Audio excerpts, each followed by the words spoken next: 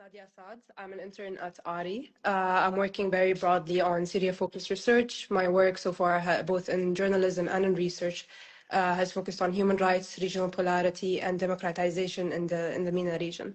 Joining me is Dr. Hayed. He's a Syrian columnist, consulting research fellow at Chatham House Middle East and North Africa program, and of course, a senior resident fellow at ARI. He had also previously had a number of other posts, including at the UNHCR's Damascus office and at the Heinrich Boll's Middle East office. Dr. Hayed has written extensively both for ARI and for other publications through an interdisciplinary research focus on governance, peace building, political economy, political transition, and accountability. So we're very, very happy to have you join us. And again, sorry for the delay. We'll be talking about Syria's evolving security landscape, and we're going to try and situate our discussion at the intersection of now very heightened tensions in the region since February 28th. And since we started discussions for this live, really. So this February, ISIS announced a new phase of operations, and it began launching attacks against the new government in Syria, both in the north and the east. They labeled them an apostate, the new government, and a watchdog for the anti-ISIS coalition. Today, we're going to talk about why this resurgence is happening, whether we are now witnessing a meaningful organizational comeback. We're going to enrich this conversation by extending the findings of Hayed's recent work following Syria's still very fragmented national security framework, and on shifting the responsibility of containing ISIS onto the Syrian state. And taking this into account, we're going to try to situate our discussion and talk about how the situation is likely to evolve. Then we'll open the floor up to questions if there are any. So an important pivotal point here is November of 2025. Syria joined the global anti-ISIS coalition. The new interim authorities have been and are receiving international support to contain ISIS pockets. Just recently, in early February, the US announced having transported around 5,700 Islamic State fighters, prisoners, formerly held in SDF-controlled regions onto neighboring Iraq. So why now? Why are we seeing this resurgence? What motivated it? Well, first of all, thank you for having me. I think there are different factors that have contributed to this. But first, I think it's important to highlight that ISIS has maintained its ability to carry out operations even after its territorial defeat in Syria and Iraq back in 2019. Now, what we are seeing is a shift in their strategies as well as the groups they're targeting, because up until recently, their main focus was on targeting the Kurdish-led Syrian Democratic Forces, which were in charge of not only managing the areas that were controlled by ISIS before, but also they were the main partner for the US in the fight against ISIS.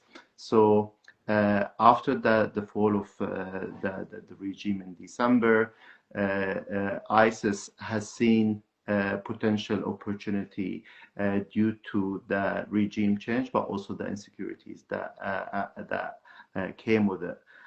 They saw potentially an increased resentment among some of the fighters that used to be part of, and many of them are still part of the HTS, which is the Hayat Tahrir al-Sham group that led the offense against Assad in cooperation with other groups.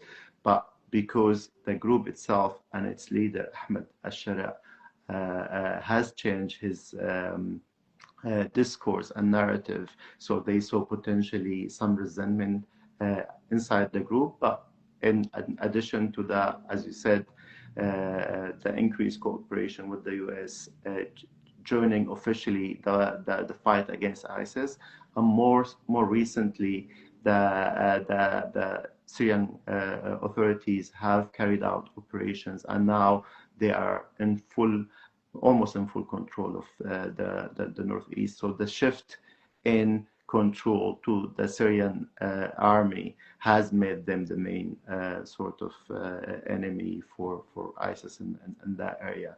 And I think this is also ISIS is using this change in order to see if increased attacks on the new authorities in Syria could potentially increase their popularity, as well as use it as a recruitment tool to not only maintain operations but potentially increase their popularity as well. And if you want to respond to a meaningful organizational comeback, if this proliferates into one, we have impediments both due to internal weaknesses of the emerging Syrian security framework, that it has not yet emerged coherently, and more of an external dimension of the shifting landscape of international backers, as we were just mentioning, that were and are supporting ISIS containment. And although the two are intertwined, I want to first talk to you about the weaknesses from within and sort of extend the insights of the article you've recently written for the Middle East Council, Syria's Patchwork, Disarmament, Demobilization, and Reintegration, so DDR. In your article, you spoke more about the absence of a coherent national policy framework that has kept the Syrian forces fragmented. So firstly, for our listeners today, do you want to recap how the DDR framework is still sort of improvised and short-term oriented? Sure.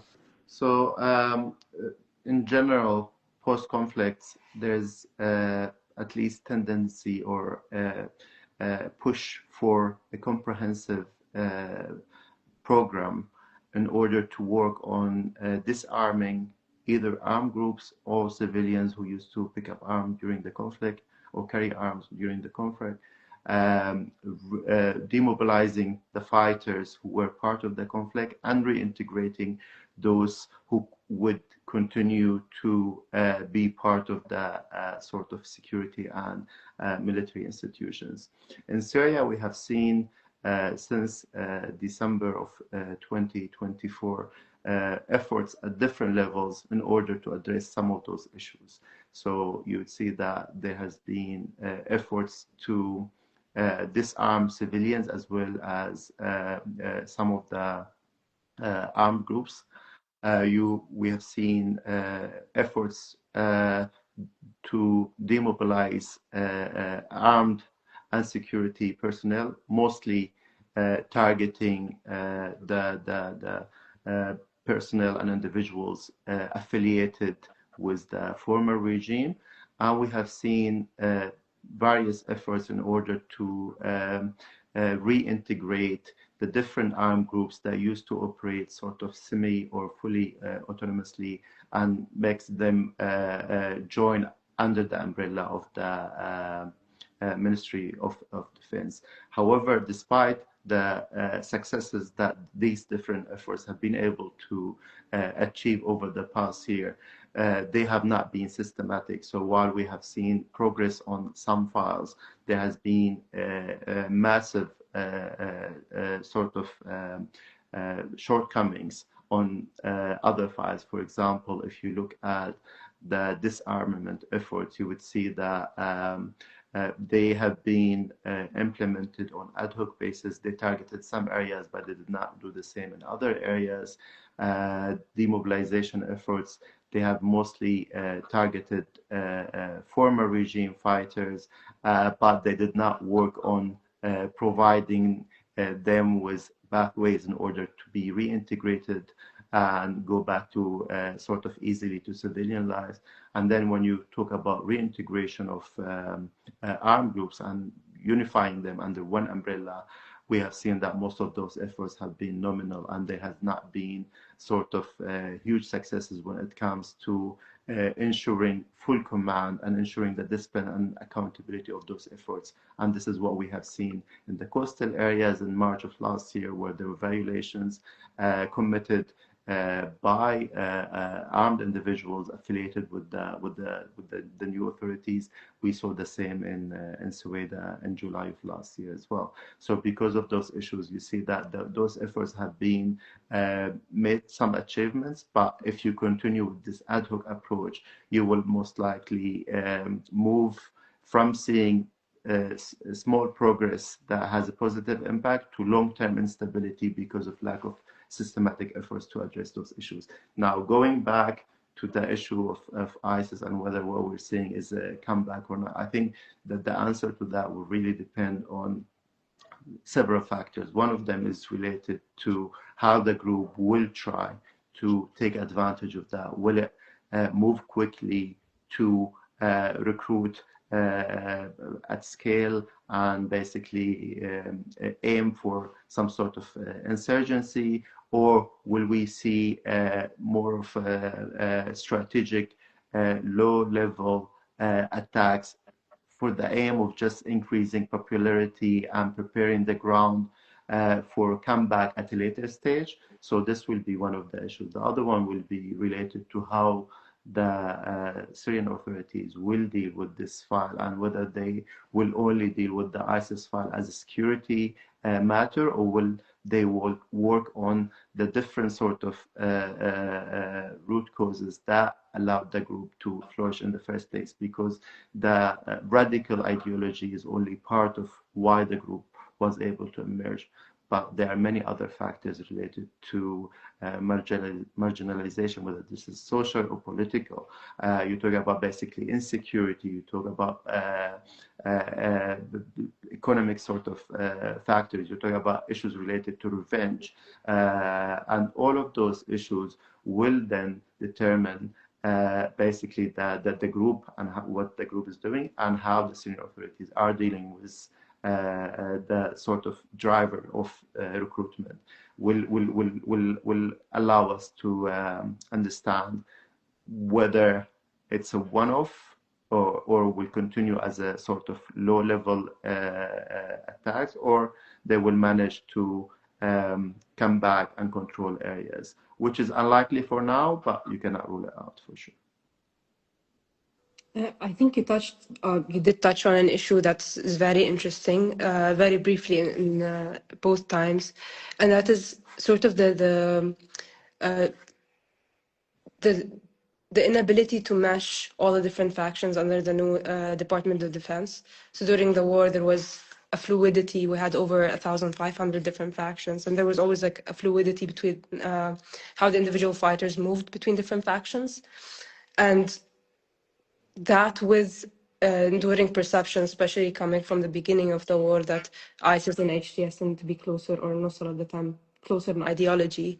So could that be, as you mentioned, driving types of grievances and continuing sentiments that the President Ashara is sort of an infidel for joining the anti-ISIS coalition currently?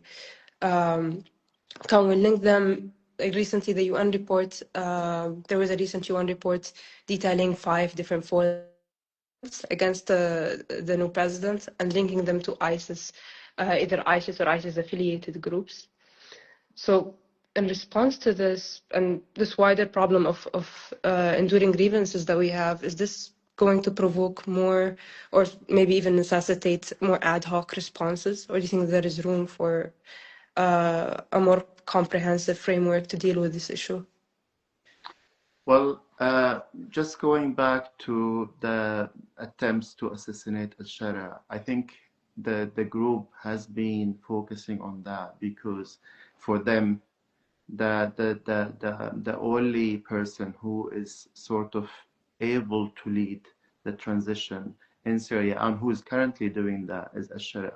So eliminating him will automatically change the whole equation and all the alliances that currently exist. And I think this is one of the risks that not only ISIS is aware of, but many other sort of governments in the region and beyond. And this is why I think some of them are pushing for building institutions so that the survival of a country does not rely on the survival of one individual. So when you don't build institutions.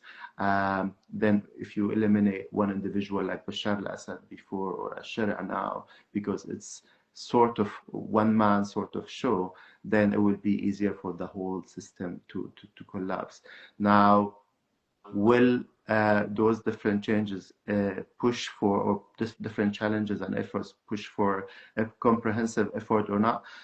So far, the sort of assessing by what has been achieved so far, it seems that at least for the foreseeable future, maybe in the upcoming year or two, the transitional authorities are still prioritizing stability above all, and stability from a security perspective rather than from the wider sort of lens that will allow you to address some of the aspects that contribute or drive insecurity, but they are not basically security in nature, for example, political engagement and all of those issues.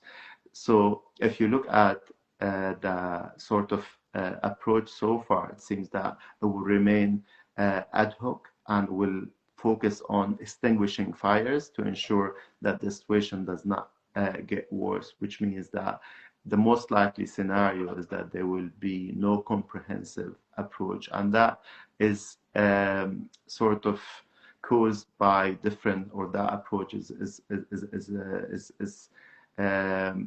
being shaped by different factors. As I said, stability first, which means that I don't want to create any changes that might lead or drive instability. Two, it's related to lack of resources. Three is related to fixing the sort of domestic alliances, as well as improving international sort of cooperation and partnerships. And all of those, I think for Sharia and for the transitional authorities, those are issues that they need to work on more before they're moving to sort of advance more of a comprehensive approach. Going back to the question before about integrating armed groups, for al-Sharia right now, for example, if he goes against some of the groups that were affiliated with Turkey, he is scared that they might basically, some of them might turn against him, and even if they turn against him, they might basically start to create troubles.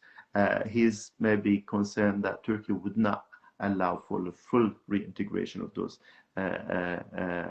factions before the Kurdish file that Turkey is concerned about is fully sort of dealt with and addressed to their satisfaction. So all of those different challenges, I think he wants to work on them individually to make sure that he has stable sort of ground before he's able to say that, okay, now we have enough stability in order to go for it. Personally, I don't think it's the right decision to continue with this ad hoc approach, because as I said before, for sure there are challenges to working on addressing those major issues, but continuing with this limited sort of an ad hoc approach could potentially turn some of those challenges that could be solved in the short term into long-term obstacles that will be more difficult to change or address.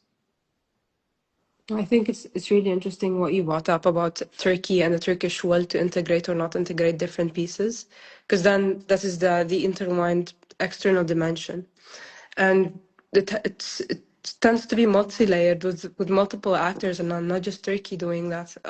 The U.S. defense budget, for instance, for 2026 included $130 million for the SDF and the Free Syrian Army to combat ISIS. And for the FDS, this included direct support from Washington for logistical equipment, security, military training, salaries for the troops stationed in Eastern Homs specifically. And that's part of the problem, as you're mentioning. It's not just that here the support is allocated to the SDF that's clashing with the regime forces at the moment, but also that that has not been folded into the Ministry of Defense, but that it's also being allocated to factions already under the Ministry of Defense, the Free Syrian Army. And we're seeing a retention of sort of the same hierarchical and organizational structures as of the battalions that existed during the war.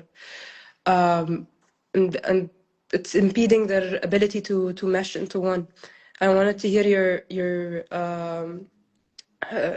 thoughts about whether you think this is a valid concern, that it's not just an internal problem of us not being able to get past an ad hoc approach, but that there are some external constraints that are posing significant impediments. And in a way of us creating a more coherent security framework, and sort of the compounding effect this is having now as we're having clashes with the SDF. Yeah, definitely. There are the external sort of factors are definitely part of the reasons why the Syrian authorities have behaved in the way they behaved throughout the past year or so.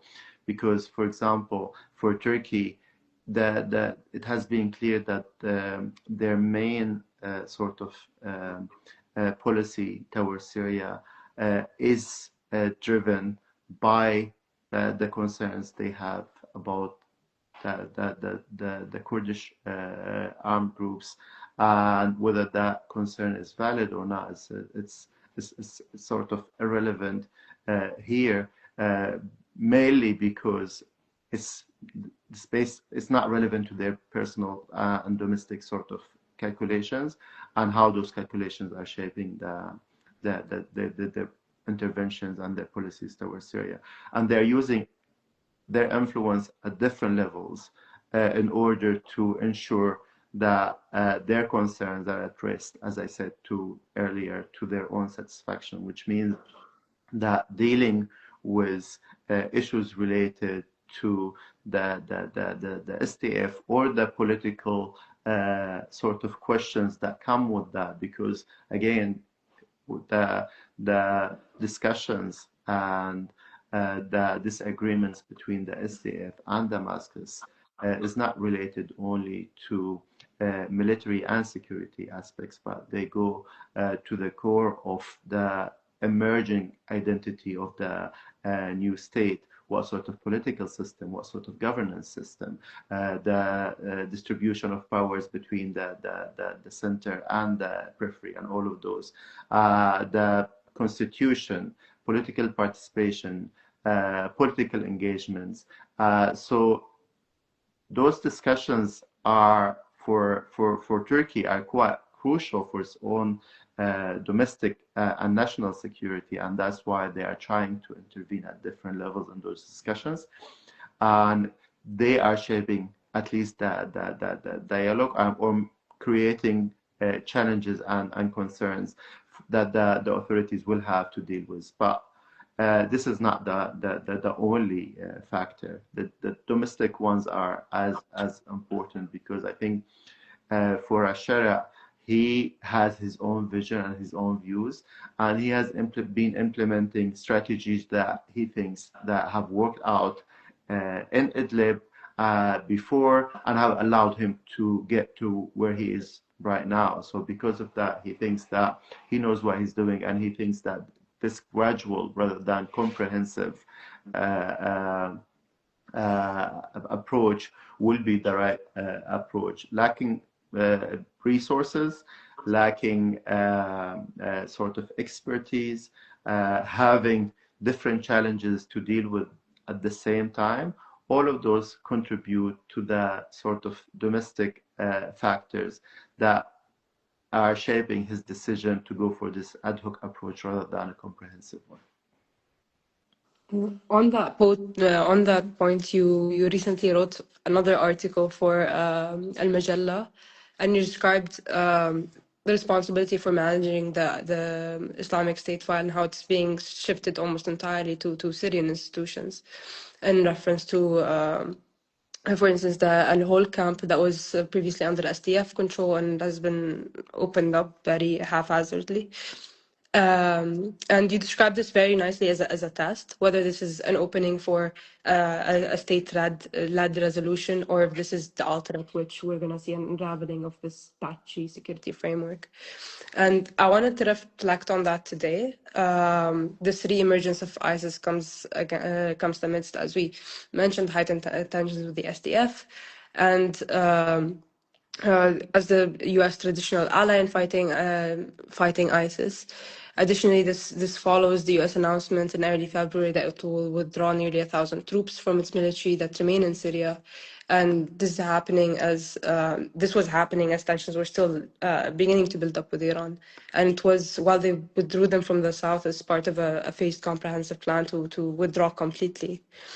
So does this accelerate the shifting of the burden on Syria, leaving it squarely on Syrian shoulders?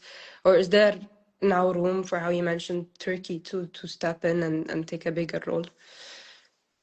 I think for ISIS, Turkey is not the one who is trying to step in and then try a bigger role, because as I said, the main concern is to prevent Kurdish armed groups from continuing to control areas in Syria and preventing them from creating some sort of political sort of arrangement that will allow them to maintain control over the area, because for them that is a direct threat to their national security. Now for ISIS and the file and dealing with the sort of file, that the US is the main international actor who has been leading those efforts. Now, the US has been sort of withdrawing forces from northeast Syria, and they have been clear about their willingness or their desire to shift their cooperation away from the SDF towards the Syrian state. But we don't know to what extent that the US currently is working with the Syrian authorities in order to build the capacity to be able to play that role. The Syrian authorities in Syria and the current Syrian authorities dealt with, or at least HTS dealt with the ISIS related challenges in northwest Syria, in the areas they controlled back then, but it was a completely different sort of scale, because most of the ISIS activities were focused and based in northeast Syria. So the challenge there was not as big as it was in northeast Syria. The second issue, which is important to highlight here, is also the ad hoc approach to how they dealt with the ISIS file. For example, you don't see any rehabilitation efforts in dealing with ISIS fighters or supporters, including those that were detained either in camps or in detention facilities. The release of individuals and families affiliated with ISIS, even in northwest Syria, was done without sort of systematic efforts to facilitate their reintegration. The security approach to fighting against ISIS insurgency was built back then on an intense sort of human resources and challenges in an area that they are familiar with and they have established presence in for a long time. You don't have the same, because now they're operating in northeast Syria, for example, in an area that they have not operated in before. They have connections with some of the tribes, but they don't have as much of knowledge of the local geography that ISIS uses it to its own advantage. We have seen that they have relocated many of the basically civilians who were kept and held in Al-Hol before, but they did not provide much information about how they are basically doing that and what sort of strategies they're using in order to reintegrate them into the community. We know that there are thousands of individuals accused of being affiliated with ISIS. The current legal framework does not really attain in a sort of fair and due process to this issue, because it still uses the same anti-terrorism law that was basically issued by the former regime. And then in addition to all of those issues, you have the big challenge of basically rehabilitation. How will you deal with the thousands of individuals that not only were sort of influenced by ISIS, but were kept in camps like Al-Hol and Al-Roj for years without any real sort of justification. So you cannot just release them, which is important, but expect that that will be the end of the issue. I think there are many other sort of measures that need to be taken into place, at least to ensure that their sort of well-being and their ability to move back to have a normal civilian life. And because of all of those sort of challenges and the lack of clear approach to them, I think that the risk currently is not related to just the security aspect, as I said before, but a comprehensive sort of strategy to deal with those different aspects, not from a security perspective, but from a more comprehensive approach. So far, we have not seen that, and I think this is where the test is. Will we move beyond this security lens and focus on human security as a whole and advance it and work on the different causes that basically led some of those groups to join the group or be influenced by it, or will we just continue with this ad hoc approach? And the test here will most likely contribute to the question you started this conversation with, which is, are we seeing comeback or a temporary sort of surge in attacks because of the insecurity that has been caused by the recent changes?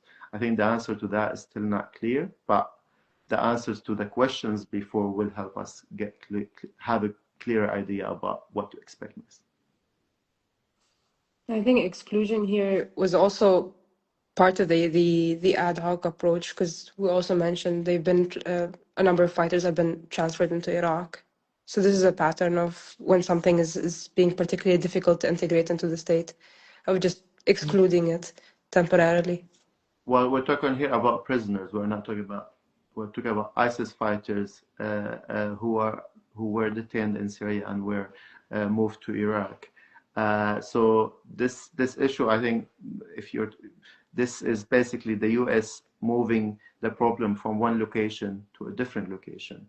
But that was a decision that was taken by the U.S. in order not to leave the instability that might happen in Syria because of the tension between the SDF and the Syrian government to get out of hand and potentially release more of those prisoners. But the issue I was referring to about exclusion is related to the lack of clear framework that would allow for people to be part of the decisions that are being taken, whether those are part of the economic sort of reform agenda that afkARI has been sort of driving, or related to political participation, for example, the legislative selection or semi-elections that took place. Many people were not happy with it. Now, the different decisions with regard to the security sector reform, the reintegration of different groups, how power is being distributed inside the security structures and institutions, but also outside those. especially when it comes to the civil sort of administration, the governance system that is taking place. Those are the issues that I think people, civilians, would want to be directly engaged in. And currently, we don't see that level of engagement. So the marginalization is that I was referring to is related to those different levels.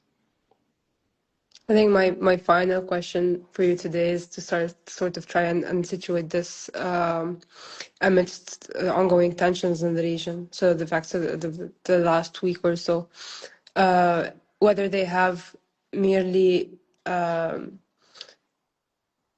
furthered the chance of this just being exasperated the chance that this is not merely ISIS taking advantage of a temporary security vacuum,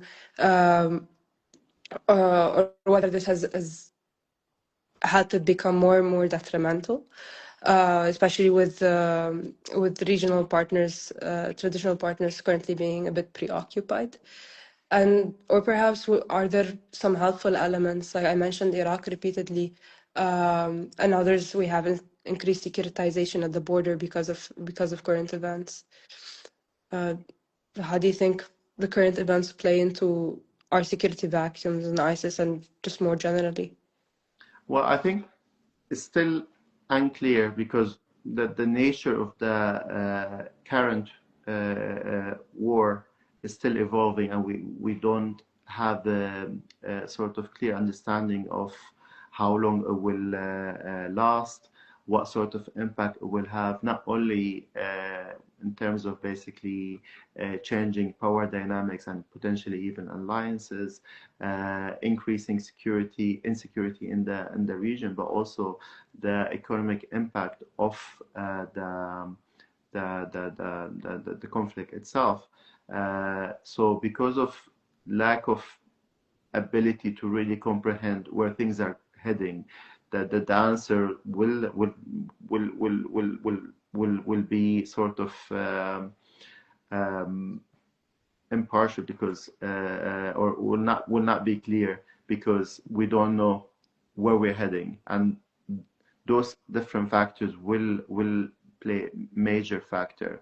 But for example, if you look at a scenario where the conflict continues and there is increased sort of economic difficulties, not only regionally but also in Syria as well, then potentially that could be a factor that ISIS could use to its advantage.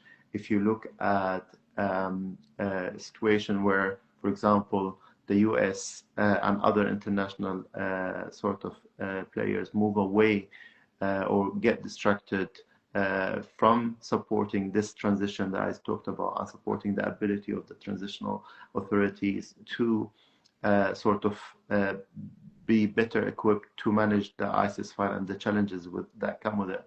That could be also another factor that would potentially increase the vulnerability of the Syrian authorities, but also increase the ability of ISIS to potentially benefit from the situation. If you talk about a situation in which, for example, you have displacement inside Syria or continued displacement due to lack of domestic international support in order to facilitate the return of IDPs in Syria to their original areas, that could be potentially another factor that ISIS could use to its advantage. If you look at a situation that regional instability contributes to direct clashes and conflicts in Syria, that could be another sort of factor that ISIS could use to its advantage. So the moving pieces are sort of many, and because of that, we don't really have the ability to predict where things are heading. The main thing that I think that I could say here was basically certainty is that there are many challenges, and unless the Syrian authorities address the ISIS file comprehensively, then they will be leaving many sort of gaps and vulnerabilities that ISIS could expose to its advantage. Thank you.